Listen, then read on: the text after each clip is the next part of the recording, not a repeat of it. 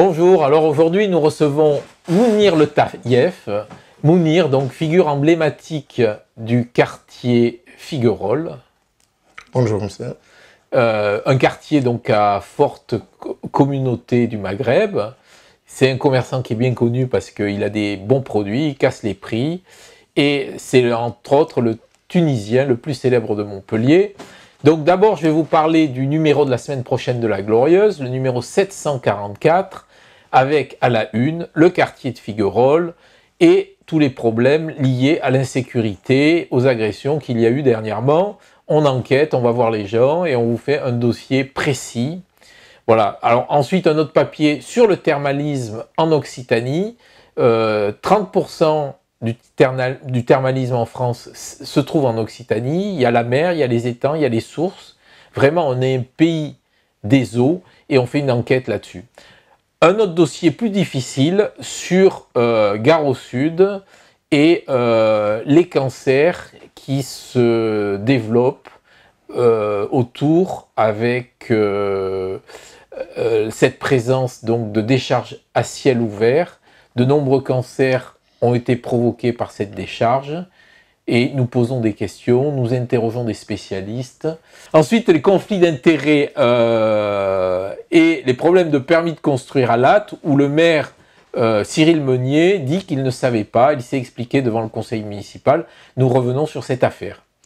Voilà, donc, Mounir Le Taïef, est-ce que vous pouvez vous présenter, s'il vous plaît? Voilà, je suis commerçant sur Montpellier depuis 1983. Je suis arrivé de Tunis en 1978. J'ai travaillé comme ouvrier et après j'ai monté mon entreprise depuis 1983. Aujourd'hui, je suis président de l'association Mieux Vivre à Figuerolles et je suis conseiller technique à la Chambre de commerce de Montpellier. Voilà, alors aujourd'hui on dit Figuerolles c'est un peu Chicago. Qu'est-ce qui se passe exactement? Ben, ils ont raison, c'est Chicago. C'est pas un peu Chicago, c'est Chicago. Et il y a les armes, il y a des coups de couteau et les gens, ils n'arrivent plus à gérer ni leur commerce. Les habitants n'arrivent plus à rentrer chez eux et c'est Chicago. Vous me dites que le quartier est invivable. Il est invivable. Si on n'arrive pas à rentrer chez soi, si les commerçants n'arrivent pas à travailler et tout, il est invivable. Il est invivable. Avant, il y avait deux commissariats, un dans le quartier Gambetta, un dans le haut de Figuerolles. Pourquoi les commissariats n'ont pas tenu?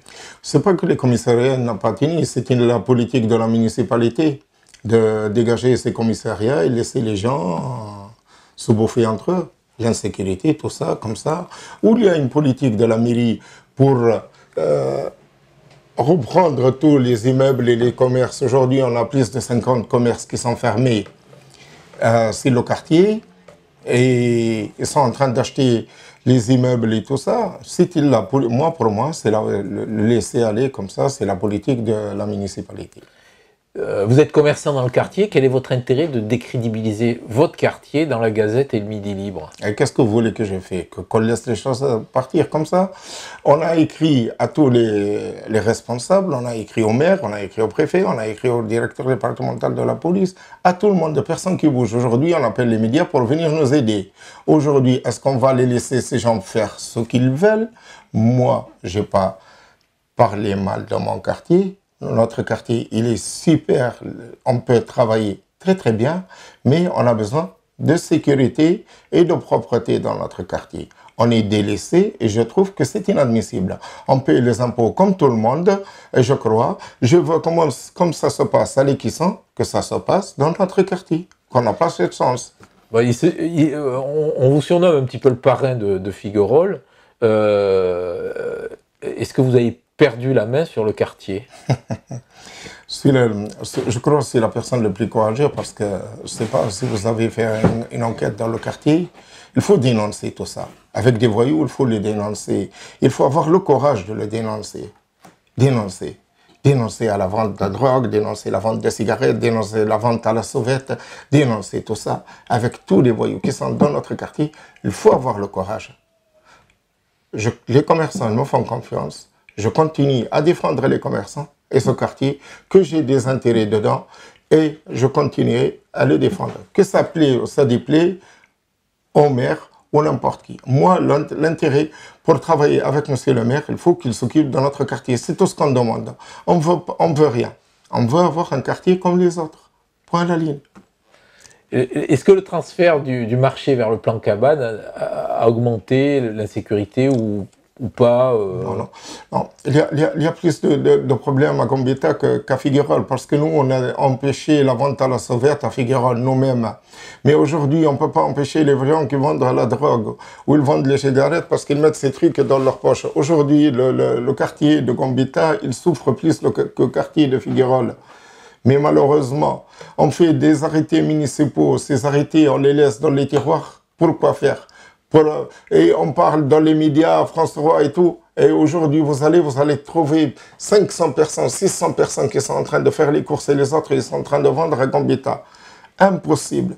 C'est un quartier qui est délaissé. Combien il y a de personnes qui vendent de la drogue à Gambetta il y en a plein.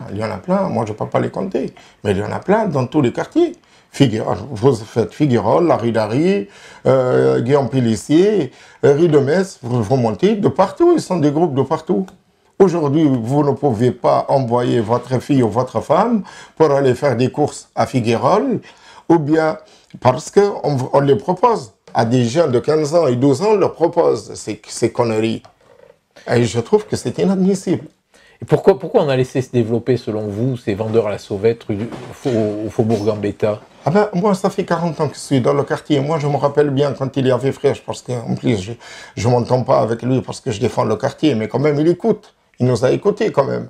Il nous a écoutés, il a demandé au préfet, on a eu un camion de CRS dans le quartier qui dérange ces gens. Il faut un peu de contrôle dans le quartier, ça les a dérangés, ça les a déplacés. Elle est venue Mondrou, elle a fait la même chose. Il est venu Sorel, il ne veut rien entendre. Quand j'ai posé la question à Sorel du quartier, il m'a dit, monsieur le tailleur, si vous n'êtes pas content, ne votez pas pour moi. Et vous dites aux gens de Figueroles de ne pas voter pour moi. Je lui dis, monsieur le maire, votre souhait sera exaucé au-delà de Figueroles. Et voilà ce qui est en train de se passer. Pourquoi les gens vendent des cigarettes dans ce quartier? Parce qu'on les laisse faire. On ne les empêche pas. Un cafetier, il sort sa chaise, même pas 1 mètre de sa terrasse, on vient le verbaliser. Et l'autre, il met 50 mètres de melons et de pastèques. Ils disent avant, parce que moi j'ai mon magasin, je défends ça parce que pour mon intérêt personnel. Aujourd'hui, je n'ai pas de magasin et je continue à défendre. Je défends ce quartier, je veux qu'il soit propre comme tous les quartiers. Qu'est-ce que vous demandez concrètement à Philippe Sorel? Je demande qu'il s'occupe du quartier de Figueroles. Je ne veux pas qu'il vienne faire des réunions avant les élections, 3 mois, avant les élections, 2 ou 3 réunions, et après on ne le voit plus, et qu'il ne fait rien. Il l'a fait avant les élections régionales.